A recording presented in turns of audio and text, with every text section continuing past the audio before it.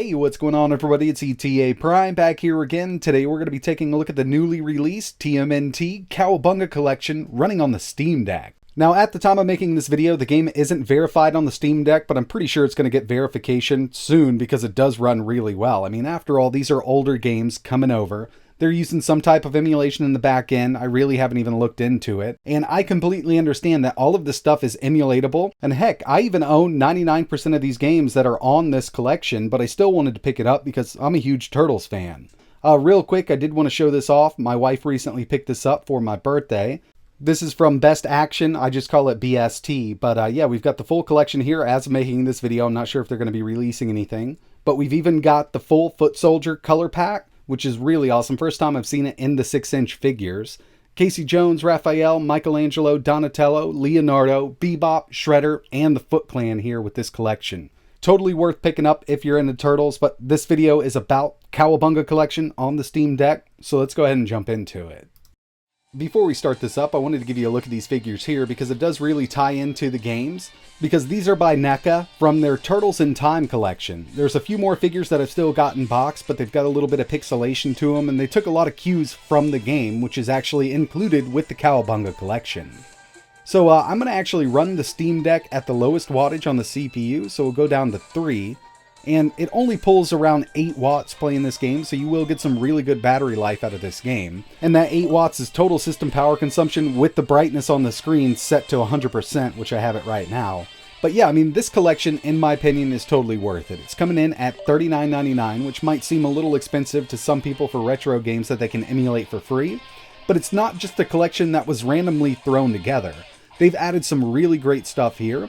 Like if you head into the Turtles layer, we can check out the manuals for each game. We can scroll through each page. High resolution scans, and I'm not going to go through all of them because I don't want to ruin it for somebody who does want to pick this game up. And if you're a Turtles fan, I would highly recommend picking it up. I'm not being paid to make this or anything like that. I paid my own money for the game. We can also browse old advertisements and media kits, and I actually thought this was really cool. If we scroll over a little bit, you can see that they're basically high resolution scans from a magazine, but some of the stuff is going to be blacked out because it wasn't Turtles related. As you can see right here, they've cut all images or mentions of any other game out, but it's really cool. Now, one thing that was a little disappointing was the comic books.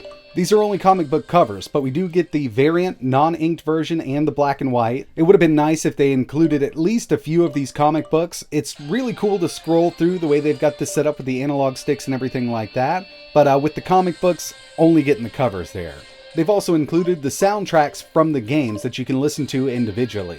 There's just lots of great stuff to browse through in here if you're a big Turtles fan. But the best part about the collection obviously are going to be the games, and it's really cool how they got this set up. It's kind of sorted out by system. So up front here we've got the arcade stuff, Original Ninja Turtles, Turtles in Time. These are the arcade versions.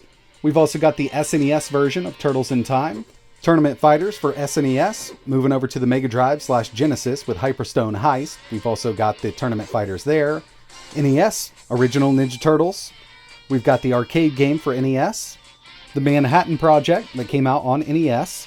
Tournament Fighters for NES. Fall of the Foot Clan for Game Boy. Back from the Sewers for Game Boy. Radical Rescue, and Back to the Beginning with the arcade games. Another cool feature they've added here are the region games. So we've got the Japanese and the English version. Some of these games were named differently. There's some censorship in the games, and you can play that version if you want to. So for instance, if we take a look at Turtles in Time for SNES, in Japan, totally different box art. And Tournament Fighters was actually called Mutant Warriors. So yeah, it's really cool that they added this to the interface. I mean, it's super easy to swap them out if you want to just by pressing Y. But scrolling through here and just checking out the differences between the games can definitely take up some time. Another cool thing that they've added are a few different settings that we can change. So for instance, we have Turtles in Time, the arcade version. We can do a stage select here. We can turn on God mode. We can go to full speed mode, which is basically like a fast forward in the game. It makes it crazy fast. Kind of fun to play like that. But not every single game is going to have the same options. But even with the fighting games, we have the option to unlock all the characters and everything like that. But right now we're at the final stage in the arcade version of Turtles in Time. I've got God mode on because I did want to show you a few other settings that we have in game. So we can access this by pressing the shoulder button at any time in gameplay. And get situated here. So we can save and load at any time. We've also got a strategy guide that we can browse through while we're playing a game to give us an idea of how to beat the stage. Don't need it with God mode though. We've got a screen setting so we can go original, wide, or full. Personally, I like the full screen, especially on this device. There's also wide, which is something you probably never want to use with these retro games. It just stretches everything out. And we've got some scanline filters, which look pretty good. Now, they're more prominent on a larger display. This is the LCD filter. Looks pretty cool. There's also a monitor filter. And we have the TV filter, which does add some really nice looking scan lines. This is the one that I personally like to use in full screen mode when I'm on the Steam Deck.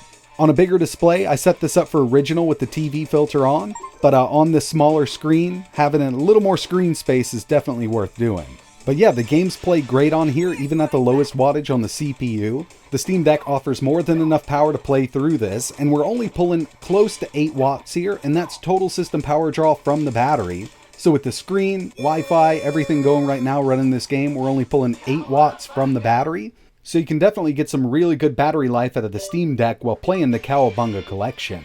And one last thing I wanted to show off was Tournament Fighters. Now, I know a lot of people don't like these Ninja Turtle fighting games, but when I was younger, this was one that I rented from a place called Crystal Video several times.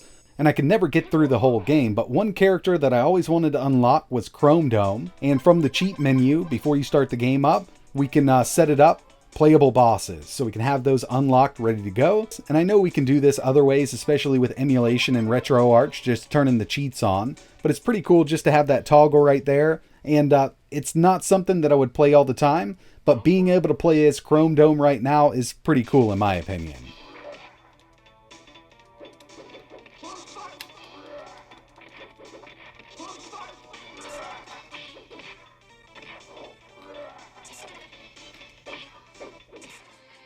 So yeah, this definitely runs great on the Steam Deck, and like I mentioned, as of making this video, it's not fully verified, but I'm sure it'll get verification soon. So is it worth $39.99 right now? Well, if you're Turtles fan, then I'd say yeah, go ahead and buy it. If you're not a huge Turtles fan, then $40 might be a bit much for you. I kind of do wish this came out of the door at $19.99. They put a lot of work into it, and I understand there's licenses and everything they had to get together to get everything up and running.